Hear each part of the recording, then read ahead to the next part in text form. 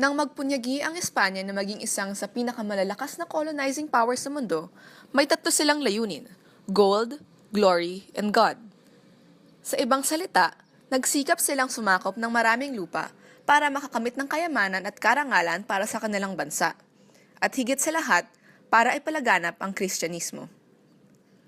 Sa video na ito, titingnan natin ang Pilipinas, isang kolonya ng Espanya dati hanggang sa ika-19 na siglo. Sa Pilipinas, malinaw ang tatlong layunin ng Espanya, lalong-lalo na ang pagpalaganap ng Kristyanismo. Pagkalipas ng 100 taon, pagkasakop sa ilalim ng mga Kastila, ang Pilipinas ay naging malaya na. Ngunit, pinanatili pa rin ang kanilang pangalan na mula sa hari ng Espanya na si Philip.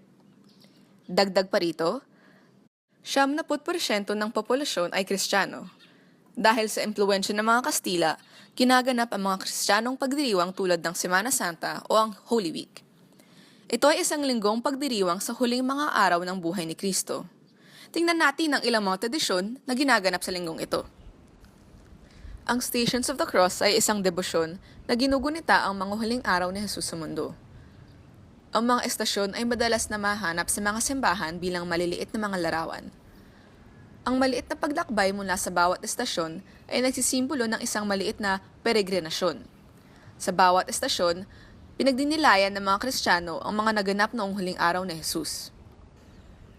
Ang mga estasyon ay ang paghatol ni Jesus sa kamatayan, ang pagbuhat ng krus, ang unang pagkahulog ni Jesus, ang pagkita ni Jesus at ng kanyang nanay, ang pagtulong ng pagbuhat ng krus ni Simon ng Cyrene, ang pagpunas ni Veronica ng mukha ni Jesus, ang pangalawang pagkahulog ni Jesus, ang pagkita ni Jesus sa mga babae ng Jerusalem, ang pangatlong pagkahulog ni Jesus, ang pagbaklas ng mga damit ni Jesus, ang pagpako kay Jesus sa krus, ang kamatayan ni Jesus, ang pagkuha ng katawan ni Jesus galing sa krus, at ang paglatag ng katawan ni Jesus sa libingan. Ang mga Pilipino ay maaaring lumahok sa Stations of the Cross kahit kailan sa buong taon. Ngunit sa panahong ito, ay kung kailan maraming Pilipino ang nagsasama-sama para magdasal. Ang isa pang uri ng peregrinasyon para sa mga Pilipino ay ang bisita iglesia. Sa Ingles, ito ay nangangahulugang visit churches. At ang pagbisita sa mga simbahan, ang literal na ginagawa ng mga Kristiyanong Pilipino tuwing Huwebes Santo. Minamarka ng bisita iglesia ang panahon bago ipapako sa krus si Jesus. Ang mga Pilipino ay bumibisita ng 7 hanggang 14 na simbahan. Sa bawat simbahan, sila ay nagdadasal at nagbibigay debosyon. Higit sa lahat, ginagamit itong mga simbahan para sa Stations of the Cross. Pero imbes na manatili sa isang simbahan lamang, ang paglalakbay ay dinadala sa iba't ibang simbahan sa lungsod o lalawigan. Bukod sa mga peregrinasyon, ang mga Pilipino ay may palabas na tinatawag na pasyon. Dito tinatanghal ang huling panahon ni Jesus sa mundo.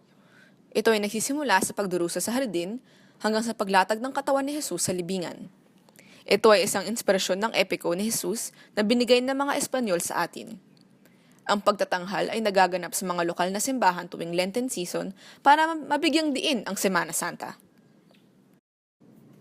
Hindi lamang ang mga aktor ang nagpapakita ng kanilang debosyon sa paraan ng pagganap muli ng buhay ni Kristo. Sa isang tradisyon na kilalang bilang self-flagellation, voluntaryong nagpapalatigo ang mga tao para sa paggunita ng pagdurusang dinanas ni Jesus. Ang mga deboto na tinatawag na magdarame ay tinatali sa kanilang mga braso at binti. Ang kanilang mga likod naman ay hinihiwa gamit ang isang patalim. Pagkatapos nito ay nagmamarcha sila ng nakapaa, bitbit ang isang 30 kilong krus na kahoy. Ang ibang mga voluntaryo ay gumaganap naman bilang mga bantay na tuloy-tuloy ang paglatigo sa mga likod ng mga magdarame gamit ang kawayan hanggang dumugo sila. Ang mga babae sa likod ay marinig naman na inaawit ang pasyon. Hindi sang-ayon ng mga Katolikong obispo sa practice na ito, pero marami pa rin ang naniniwala na ito ay isang paraan ng paglilinis ng kanilang mga sarili sa kasalanan. Pwede ring magpagaling ito ng mga sakit at pagpatupad ng kanilang mga hiling.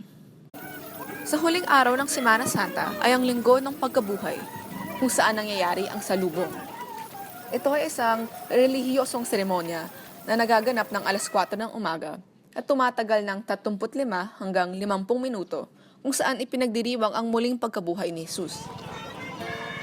Ang salitang salubong sa Ingles ay welcome, kung saan sinasalubong ng mga Pilipino ang linggo ng pagkabuhay sa pamamagitan ng paggaya ng muling pagkikita ni Jesus at ng kanyang ina na ang Berheng Maria. Dahil dito, maraming parokyano ay makikitang sumasayaw, tumatalon, pumapalakpak at kumakanta ng awit para ipagdiriwang ang pagtatapos ng Semana Santa at higit sa lahat ang muling pagkabuhay ni Jesus.